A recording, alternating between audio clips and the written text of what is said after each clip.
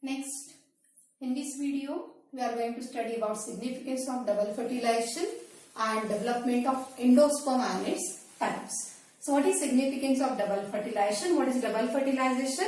One male gamete fuses with egg to form zygote, and other male gamete fuses with polar nuclei or secondary nucleus to form primary endospermic nucleus. So, what is significance of double fertilization? Double fertilization results in formation of zygote which forms embryo.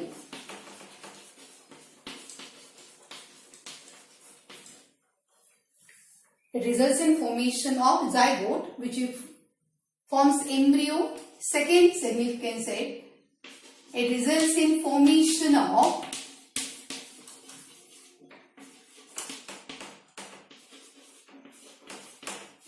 primary endospermic nucleus. It results in formation of primary endospermic nucleus which forms triploid endosperm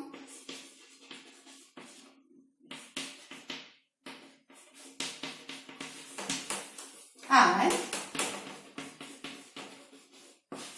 what is function of endosperm? It gives nourishment to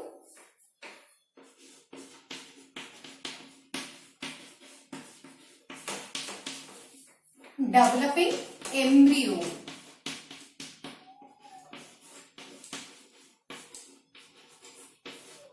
It gives nourishment to developing embryo. So it results in formation of primary endospermic nucleus which forms triploid endosperm and gives nourishment to developing embryo. This is second significance of double fertilization.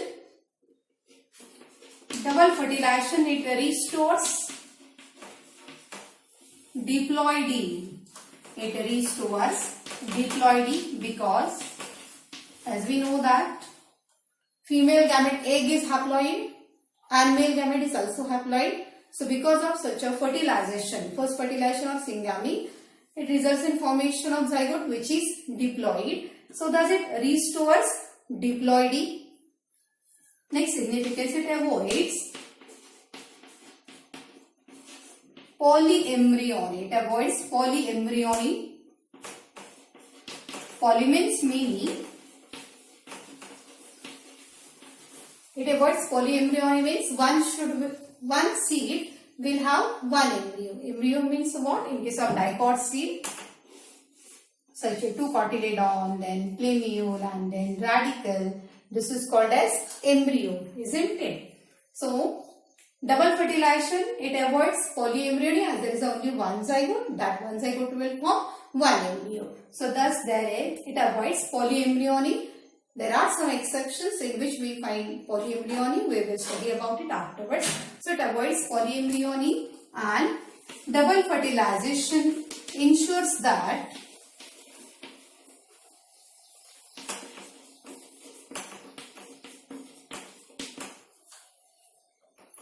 plant will enlist seed with food storage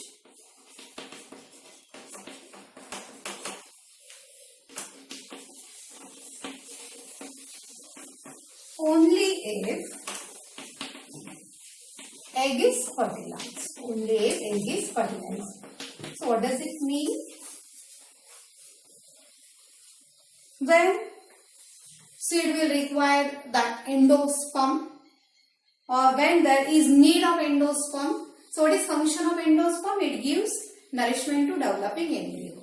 And embryo is formed from zygote, isn't it? Embryo, it is formed from zygote.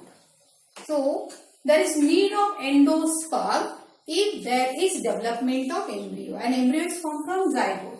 So double fertilization ensures that plant will invest seed with food storage only if egg is fertilized. If egg is fertilized, then only zygote is formed. If there is fertilization of egg, then only zygote is formed. And if zygote is formed, then only there is formation of embryo, and then only there is need of endosperm. That is, if fertilization has taken place, if egg is fertilized, then only zygote is formed. So plant ensures that if egg is fertilized, then only there will be formation of endosperm to give nourishment to developing embryo, otherwise not. So thus it ensures that plant will invest its energy for food storage only if egg is fertilized. Okay. Suppose if endosperm is formed earlier, before double fertilization, if endosperm is formed and if there is no fertilization of egg, then there will be vestige of that food energy which is stored in endosperm, isn't it? So actually function of endosperm is to provide energy to developing embryo. If there is no fertilization and already endosperm has formed, then that food energy will go waste. That food which is stored in endosperm will go waste, isn't it? So that is why in double fertilization it is ensured that plant will invest seed with food storage only if egg is fertilized, otherwise not. If there is no egg fertilization of egg, there is no endosperm formation. So this is about significance of double fertilization. Next, development of endosperm. Next point is development of endosperm.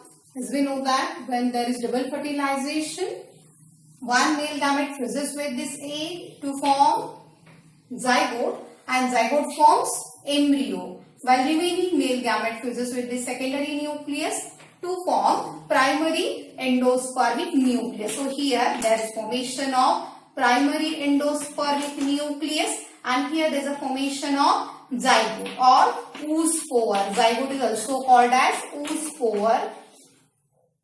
Okay, and what remains here? What happens to this antipodal cells and synergids? There is a degeneration of these three antipodal cells, as well as there is degeneration of synergids. Okay, so after such double fertilization, what will remain in this embryo sac? Only here there will be zygote or oospore, and here there is primary endospermic nucleus. Okay, and this primary endospermic nucleus will produce endosperm, which gives nourishment to developing embryo. So there are three different types of endosperm depending upon their development. So first one is nuclear endosperm. First one is nuclear endosperm. Nuclear endosperm. So here in nuclear endosperm, this one is embryo sac. Okay, this one is embryo sac in which there is a degeneration of antipodal cells. There is degeneration of synergids. So this is embryo sac having such zygote or oospore here. And what happens to this primary endospermic nucleus in nuclear type of endosperm? This nucleus will divide mitotically. Only nuclear divisions takes place. That means only karyokinesis will be there. One nucleus will divide to form two nuclei. Then two nuclei will divide to form four nuclei. So here you can see such many nuclei are formed. Then here zygote divides to form embryo. Here embryo is shown here in this diagram. This one is embryo, and again nuclear division takes place to form many nuclei. Vacuole is formed at the center, and due to such a large vacuole, all nuclei are pushed towards periphery. These are shifted to periphery, and afterwards such a cell wall formation takes place. Okay, cell wall formation takes place from periphery to the center. From periphery to center, that means cell wall formation takes place towards periphery first in all these cells, again then towards center. Okay, so thus afterwards there will be cell wall formation. That means first there will be only nuclear division, karyokinesis, and then there will be cytoplasmic division, cytokinesis, and cell wall formation takes place from periphery to center. Here you can see this is embryo and this one is endosperm. So such type of nuclear endosperm is found in many families, almost 161 families. I hope you can recall family. Last year we had studied families like that of Fabaceae, then Liliaceae, Solanaceae. Solanaceae, that is brinjal family, brinjal, potato, tomato family, chili family. So 161 families are having such a nuclear type of endosperm. And for example, wheat, then jawar, rice, coconut, all these are having such a nuclear type of endosperm. When cell wall formation takes place from periphery to the center, many times many central cells remains as it is. That means many central nuclei are not having cytokinesis. They remain as it is in the form of nuclei. Take example of coconut. In case of coconut, first there will be only nuclear division, and afterwards there is formation of cell wall formation from periphery to the center. Okay. Then kernel, cobra. So that kernel, cobra, it is in that part only there is cytokinesis, and central part of coconut having that coconut water. So it is nothing but nuclear endosperm. Cobra, it is cellular endosperm, and water present in that coconut is nuclear endosperm, because in that central part there is no cytokinesis at all. Only nuclei are present in coconut water. In coconut water there are a large number of nuclei, because cytokinesis has not taken place in that part. Only peripheral part, that means thick cobra, it is having only cellular endosperm, because cytokinesis is completed in that part only. Okay. Initially that cobra or kernel, it is very thin. Afterwards it becomes thick. So how it becomes thick? So as cytokinesis get completed from periphery to the center, thickness of cobra or that kernel will increase, but at the central part there is no cytokinesis. So nuclear endosperm remains as it is. Okay. Next one is cellular endosperm. Cellular endosperm, it occurs in 72 plant families like that of balsam. Balsam, that is Pteroda. You must have studied seed dispersal mechanism in balsam. When we touch that seed of balsam, then it immediately bursts and seeds are released out. Balsam, Pteroda, Gauri वगैरह पण म्हणतात बघा. So in balsam, then in petunia, there is cellular type of endosperm. So here, suppose such type of embryo sac will be there having zygote and primary endospermic nucleus, right? So here you can see this one is zygote. This one is zygote. Zygote will form embryo like this. Here I have shown embryo. So here zygote will form embryo like this. And what about that primary endospermic nucleus? This primary endospermic nucleus, it will divide to form two nuclei. Immediately it is followed by cell wall formation. Okay. Again, this nucleus will divide by nuclear division, that is karyokinesis. Again, there will be such a cell wall formation. That means after every nuclear division, here you can see this is one nucleus and this one is another nucleus formed by nuclear division of this primary endospermic nucleus. This primary endospermic nucleus divides to form two nuclei. You can see here. Immediately there is cell wall formation. Again, again this nucleus will divide to form two nuclei. Immediately there will be cytokinesis. That means after every nuclear division there will be cytokinesis. Every nuclear division is followed by cell wall formation, and such a cellular type of endosperm is formed. Okay, 72 families are with such a cellular type of endosperm, and for example balsam, then petunia, and last type of endosperm, that is alluvial endosperm. So alluvial endosperm development is in between these two types of endosperm, that is nuclear and cellular. So in this, so this one is oospore. Then first primary endospermic nucleus will divide to form two nuclei like this. Here this is one nucleus, this one is another nucleus. All these are small vacuoles, but I have drawn here without nucleus. So what is this? All these are vacuoles only. These are only nuclei.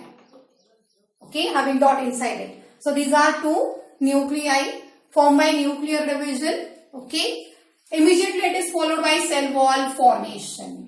You remember that here only first nuclear division is followed by cytoplasmic division. Only first nuclear division is followed by cytoplasmic division. After that, here you can see this nucleus will divide. Free nuclear division takes place. Nucleus will divide by mitotic division. Only karyokinesis takes place in this cell. Again in this cell also only karyokinesis takes place. Okay, to form large number of nuclei like this, and then afterwards there will be cell wall formation to form proper endosperm. So this is Halobial type of endosperm, and which is common in Halobi series of monocot plant. Halobi series of monocot plant, for example, Aspodelphus. Aspodelphus. So that is Halobi series member of monocot plants. So there are three types of endosperm. Nuclear endosperm, which is found in 161 family, that is, it is very common type of endosperm. Nuclear endosperm, which is commonly found in 72 families, and Halobial endosperm, which is only found in Halobi series of monocot plants. So what is function of endosperm? It gives nourishment to developing embryo, and endosperm is triploid. Each and every cell of this endosperm will be triploid only because it is formed from such a primary endospermic nucleus or from the central cell which is triploid. So each and every cell of endosperm will be triploid only, having 3 sets of chromosome. 3, and that is triploid having 3 sets of chromosome. Okay. If diploid chromosomal number 2n is 16, suppose each and every cell of root, stem, leaf will have 16 number of chromosomes. Then how many chromosomes will be there in endosperm of such a plant? Here 2n is equal to 16. That means n is equal to 8. So 3n is equal to 24. Isn't it? And haploid gamete will have how many chromosomes? 8 chromosomes. So thus you can calculate number of chromosomes present in endosperm, or number of chromosomes present in gamete, or number of chromosomes present in sporopodic cell like that of root, stem or leaf. So this can be asked. So this is about types of endosperm and its development.